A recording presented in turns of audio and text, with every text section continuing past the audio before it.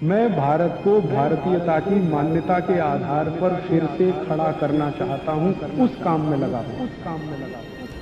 दूसरा पित्त का हिस्सा बहुत क्लियर है, एकदम स्ट्रेट फॉरवर्ड है कि घी ज्यादा खाएंगे पित्त आपका हमेशा सम रहेगा। और ज्यादा घी खाने का जो समय है वो बारिश के दिनों में और ये जो गर्मी के दिन होते हैं ना, उस समय घी ज्यादा खाइए ताकि पित्त को कंट्रोल करके रखें। और वात के लिए मैं पहले ही बता चुका हूं, शुद्ध पित्त। अभी ये जितनी बात है आप सोचो कितनी सरल है, बस हमें अपनी जीवन शैली में थोड़ा बदलाव करना है। जीवन शैली में बदलाव से पहले मन में संकल्प लेना है कि जी हम तो ऐसे ही चलेंगे, दुनिया जिधर जाए जाए हमें उससे मतलब नहीं, हम तो ऐसे चलेंगे। तो ये तीन चीजें अगर आपने देख ली तो बहुत अच्छा है। अब थोड़ा आगे चलें, अब और दूसरी चीजों पे मैं चलता हूं कि और कौन कौन सी चीजें हैं जो आपके आसपास हैं और आपके वात पित्त कफ तीनों को सम पे लाने में मदद कर सकती है। ये तीनों समभाग में रहें तो अच्छा होता है। और कौन कौन सी चीजें हैं? तो बागवती जी कहते हैं रसोई के बाहर जाने की जरूरत ही नहीं, सब वहीं है। बागवती जी ने एक सूत्र लिखा है, दुनिया का सबसे बड़ा औषधि केंद्र हमारा रसोई घर है। सबसे बड़ा औषधि केंद्र रसोई घर है। अब दुर्भाग्य से हम रसोई में जिनको मसाला कहते हैं ना, मसाला, वहां मसाला कुछ नहीं है, सब औषधि है। मसाले का और औषधि का अंतर मालूम है? ये मसाला तो शब्द ही भारत का नहीं है, पहले तो ये बता दूं। ये अरबिक शब्द है, फारसी से अरबी में आया, अरबी से हमारे घुस गया, हिंदी में और जगह जगह घुस गया। ये विदेशी आए तो ये शब्द भी आया।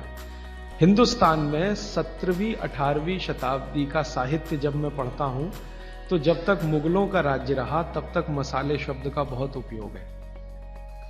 मुगलों के राज्य के पहले एक भी जगह किसी भी शास्त्र में मसाला नहीं है।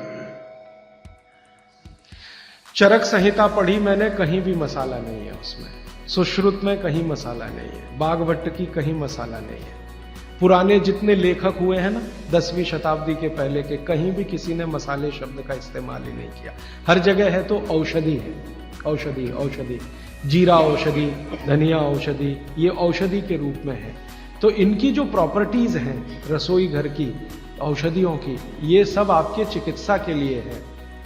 अब मुझे समझ में आता है कि हमारे पुराने जमाने की माताएं बहनें, जो हमारी दादी हैं, नानी हैं, उन्होंने अपनी अपनी बेटियों को जो कुछ सिखाया, सब्जी बनाना तो क्या क्या डालना, जीरा चाहिए, धनिया चाहिए, हींग चाहिए, मात्रा कितनी कितनी चाहिए, वो सब बड़े वैज्ञानिक और चिकित्सक लोग रहे होंगे।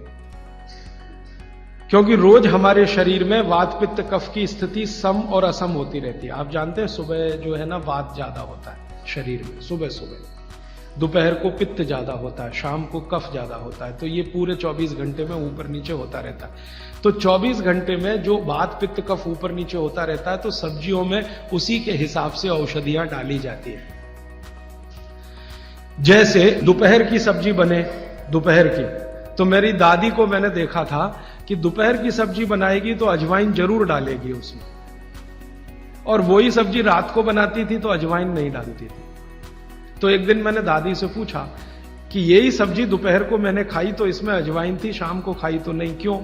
तो उसने उत्तर तो नहीं दिया। तो उसने कहा मेरी मां ने ऐसा सिखाया। बस बात खत्म हो गई। अब उस समय मैं भी मान लिया कि ठीक है, उसकी मां ने सिखाया। अब जब मैंने काम शुरू किया ये चिकित्सा पर, तब मेरे समझ में आया कि अजवाइन जो है पित्तनाशक है। घी के बाद, देशी गाय के घी के बाद जो सबसे ज्यादा पित्तनाशक दूसरी कोई चीज है तो वो अजवाइन है। और दोपहर को पित्त भड़कता है, आप जानते हैं, और वो स्वाभाविक है क्योंकि खाना खाने के लिए पित्त भड़कना ही चाहिए। तो उस समय अजवाइन डाली जाती है सब्जी में, क्योंकि दोपहर को ही शरीर को अजवाइन की जरूरत होती है पित्त को सम पे लाने के लिए। तो भारत में ज्यादातर माताएं बहनें ये बात जानती हैं कि दोपहर की सब्जी में अजवाइन चाहिए। दोपहर का दही है ना, दही का मट्ठा, उसमें भी अजवाइन का बघार लगता है।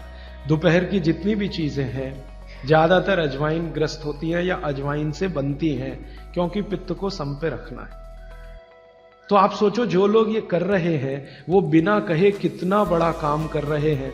हमने उसका वैल्यूएशन नहीं किया, ये हमारी मूर्खता। हमारे यहां तो एक बहुत बड़ा दुष्कर्म इस देश में हुआ है। अंग्रेजों के हम गुलाम हो गए, तो सब कुछ हम भूल गए, अपनी चीजें। अंग्रेजों ने जो सिखाया वही हमें याद है। तो हम जीडीपी का कैलकुलेशन करते हैं अंग्रेजों के फॉर्मूले से। जीडीपी निकलता है इस देश का, ग्रॉस डोमेस्टिक प्रोडक्ट। तो मैंने बहुत बार इस देश के अर्थशास्त्रियों से पूछा कि जीडीपी में आप विचित्र विचित्र कैलकुलेशन करते हैं। जैसे भारत की पुलिस है, उस पर जो खर्चा हो रहा है वो जीडीपी का हिस्सा है। अगर चोरियां बढ़ी, डकैतियां बढ़ी, तो पुलिस का खर्च बढ़ेगा तो जीडीपी बढ़ेगा। और प्रधानमंत्री छाती ठोक के कहेगा मेरे जमाने में जीडीपी 10% से ऊपर बढ़ गया। सो व्हाट, पुलिस का खर्च बढ़ गया, माने चोरियां बढ़ गई, डकैतियां बढ़ गई, अत्याचार बढ़ गए, अनाचार बढ़ गए, तो जीडीपी बढ़ गया, तो क्या बड़ी बात है। तो हमारे जो जीडीपी के कैलकुलेशन है बड़े विचित्र हैं। इसमें चोरी हो, डकैती हो, लूट मारी हो तो जीडीपी बढ़ेगा, लेकिन माताएं बहनें घर में जो करती रहती हैं वो जीडीपी में है ही नहीं, कैलकुलेशन ही नहीं है उसका। भारत सरकार कोई कैलकुलेशन नहीं करती कि किसी माँ ने 1 किलो पापड़ बना दिए तो जीडीपी बढ़ा कि नहीं, तो कहते हैं जी मालूम नहीं बढ़ा कि नहीं बढ़ा, क्योंकि कैलकुलेशन नहीं है। किसी माँ ने दाल की बड़ी बना दी 5 किलो दाल की, तो जीडीपी बढ़ा कि नहीं बढ़ा। आपका मन क्या कहता है, बुद्धि क्या कहती है, बढ़ा कि नहीं बढ़ा। किसी ने बड़ी बना दी, किसी ने पापड़ बना दिए, किसी ने कुछ बना दिया, किसी ने गोंद के लड्डू बना दिए, किसी ने मावे का कुछ बना दिया, तो जीडीपी तो बढ़ ही रहा है, लेकिन हम कैलकुलेट नहीं कर रहे हैं उसको, क्योंकि अंग्रेजों के यहां महिलाओं का किया हुआ काम महत्व का नहीं माना जाता। अंग्रेजों के यहां ये जो अंग्रेज जात है ना दुनिया में, ये महिलाओं के किए हुए काम को काम ही नहीं मानती। आपको मालूम है 2000 साल यूरोप में महिलाओं को पुरुषों से हमेशा कम वेतन मिलता रहा, और आज भी है ये कई देशों में। वो मानते ही नहीं कि इनका कोई काम है। क्यों? वो महिलाओं में आत्मा नहीं मानते। हां, यूरोप का सबसे बड़ा दार्शनिक है प्लेटो, वो कहता है कि स्त्रियों में आत्मा ही नहीं होती, आत्मा सिर्फ पुरुषों में होती है। तो स्त्री जो करे वो बेकार है, पुरुष जो करे वो ही अच्छा है। तो उनके यहां से ये कैलकुलेशन हमारे यहां आ गया कि स्त्री कुछ भी करे तो काम ही का नहीं। तो अंग्रेजों का 200-250 साल जो राज चल गया, उसमें हम सब के दिमाग खत्म हो गए, सोचना विचारना बंद हो गया, तो हमने भी वही मान लिया। मैं अब इसको बदलना चाहता हूं, और मैं ये समझना चाहता हूं और समझाना चाहता हूं कि स्त्रियां जो कर रही हैं वो किसी डॉक्टर से कम नहीं है। बस अंतर इतना है कि डॉक्टर को आप फीस देकर उससे एडवाइस ले रहे हैं, हमारी दादी नानी फोकट में वही एडवाइस दे रही है, धनिया खाओ, जीरा खाओ और ये अजवाइन खाओ, आपके पेट की गैस खत्म हो जाएगी। और ये 3500 साल से वैसे का वैसा ही है, अजवाइन खाओ तो गैस खत्म होती ही है। कभी भी आप करके देख लो। आप में से किसी को भी बहुत गैस बनती हो, पेट में एसिडिटी की तकलीफ हो, आज से शुरू कर दो। आप खाना खाया तो उसमें ध्यान रखो अजवाइन ज्यादा रहे, दाल में, सब्जी में, वगैरह वगैरह। और अगर नहीं कर पा रहे हैं तो खाना खत्म करते ही थोड़ी अजवाइन खा लो। अजवाइन ज्यादा तकलीफ ना कर दे, उसका बैलेंस है काले नमक के साथ, तो थोड़ा अजवाइन और काला नमक मिला के हर खाने के बाद खा के देख लो।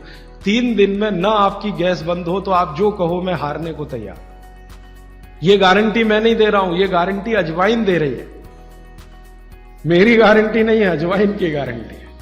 तो वो कहते हैं बागवट जी कि पित्त को सम रखने के लिए हमारे रसोई में घी के बाद जो दूसरी चीज है वो है अजवाइन।